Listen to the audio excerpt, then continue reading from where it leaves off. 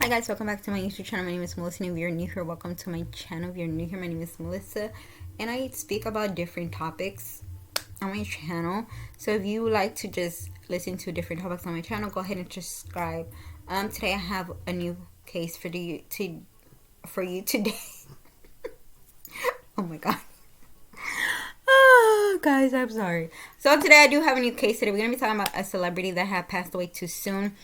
I didn't grow up watching her, but yeah, most of y'all probably have. I don't know how old you are, but if y'all do know who it is, I don't. Okay, so I'm sorry. So her name is Diana Plato. Let me see if I'm saying her name right, because I want to say her name right. If I'm talking about like a serial killer or a murderer, and if I don't say their name right, I really don't care, because I just don't. But it's like a Dana Plato. So let's go ahead and get started. So Dana Plato was born on November 7th of 1964 in Maywood, California.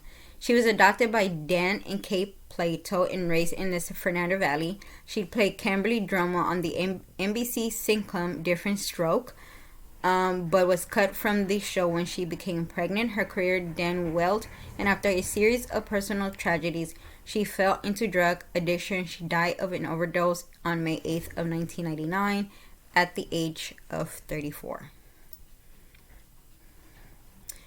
Actress Dana Michelle Strain was born on November 7th of 1964 in Maywood, California. The daughter unwed mother, Dana was adopted by Dean and Kay Plato as an infant and raised in the San Fernando Valley. Dana's parents divorced when she was 3 and was raised primarily by her adopted mother, who began taking her to casting calls when she was still a baby. By the age of 7, Dana was appearing in television chronicles and films as well, training to be figure skater. In 1977, when Dana was 13, she faced on important crossroads, either competing for a spot on the USA Olympics figure skating team or star in a new TV sitcom. She chose the latter, and they landed her big break in Hollywood playing Kimberly Drummond on the NBC sitcom Different Stroke. The sitcom, which also starred Gary Goldman, Todd Bridges, and Charlotte Ree, launched Plato on her castmates to intense stardom. To cope with the pressure of her nearly found fame, Plato and her young co-star began living in a restrained lifestyle of set and doing and pop cocaine after hours. After Plato discovered she was pregnant in 1984, the network decided the actress no longer fit with their wholesome image. She was released from her contract later that year. Plato married the father of her child, Rocky Lee and Lorborg, in April of that year. After the birth of her son, Tyler Plato had a difficult time establishing a career and separated from her Different Stroke image. She had appeared in MB movies and video games, eventually entering to the star in adult films. For a quick cash, life took her turn for the worse in 1998 when her mother died the same week that her and her husband split up. In another big blow, Lambert gained legally custody of their son, citizen Plato, addiction to drugs and alcohol. In last-ditch attempt to revive her career, Plato hired a new accountant to manage her money, and she had breast augmentation surgery. She revealed her new mature image in 1989. Playboy photo shoot, but not big Hollywood offers, came as a result of the magazine spread. Instead, according to Plato, her accountant embezzled the majority of her savings and flew to the state, leaving the stars with little money and no job leads. Bankrupt and addicted to prescription drugs, Plato spiraled out of control. She moved to Las Vegas, hoping to advance her career, but could not find entirely in service industry jobs. In 1991, at the height of her depression, she led up a local video store with a pellet gun, grabbing less than $200 from the register. She was nabbed by the police only minutes later and was bailed out of prison by Vegas entertaining Wayne Newton. She was left off easy, facing no jail time and only 5 years of probation. Plato violated the terms of her probation, however, by forging prescription for Valium. The judge sentenced Plato to 30 days in jail, followed by a drug rehab program. But rehab didn't take for Plato, who died of an overdose on May 8th of 1999. At age 34, she was found dead on her RV, which she shared with fiancé Robert Machete during a visit with family in Oklahoma. Her death was later ruled a suicide. Plato's son Taylor met a similar end on May 6 of 2010 when he died of self-inflicted gunshot wounds to the head, also in Oklahoma. The 25-year-old was said to have been experimenting with drugs and alcohol at the time of his death. And that is the story of this beautiful, beautiful young girl. I think that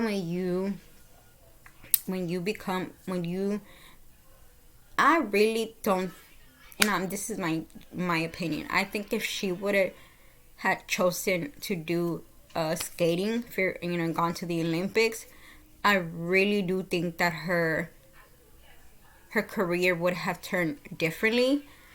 Because with Olympics and even being a skater or gymnast or whatever that is that you want to be, I feel like you have control of that. You have to be practicing. It's practice, practice, practice, practice, practice, practice.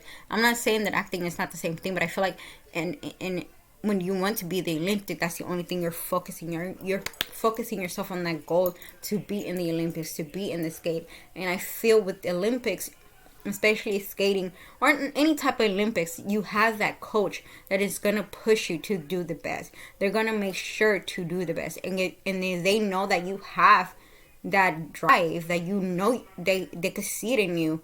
They will do whatever it takes for you to see it yourself too. So I think if she would have chosen skating instead of acting, I think she would have still been alive today. Her life would have probably have been different. With acting, with all the pressure of being an actor and having to stay skinny and having to be something that you're not, it's just too much. And when you don't have the right people, when you start so young, and when you feel like you just need to be perfect because everybody's looking at you, I think it takes a toll on anybody, but especially on young kids when you start so young. And it breaks my heart. It really does. I feel like if like I said, me personally, I feel like if she would have had done the other way, if she would have gone to choosing, if she would have chosen skating instead of acting, I think it would have been a whole different situation. That's just my opinion. I don't know. I haven't come across an actor, a skater that had passed away because of an overdose. But yeah, let me know in the comment below. Let me know. But that's just my opinion. I feel like she would have chosen skating ring. It would have been her whole life would have been in a different situation, and I think she really would have been. She would have gone to the Olympics many times, and I feel and I just hope that her and her son are resting in peace, and she's with her family and she's still looking up, and I hope that her legacy won't be forgotten. I don't know if her ex-husband's still alive, but I hope that her legacy is still going on. Yeah, she hit rock bottom, but that does not mean anything. I think her legacy should still be, she should be still remembering. People should look up to her and see, not look up to her, but kind of see her life and what happened, and probably learn from her mistakes and make sure that they don't do the same mistake as her. But yeah, guys, that's it for today's case. I hope you have a wonderful Sunday, and I will see you soon with another video.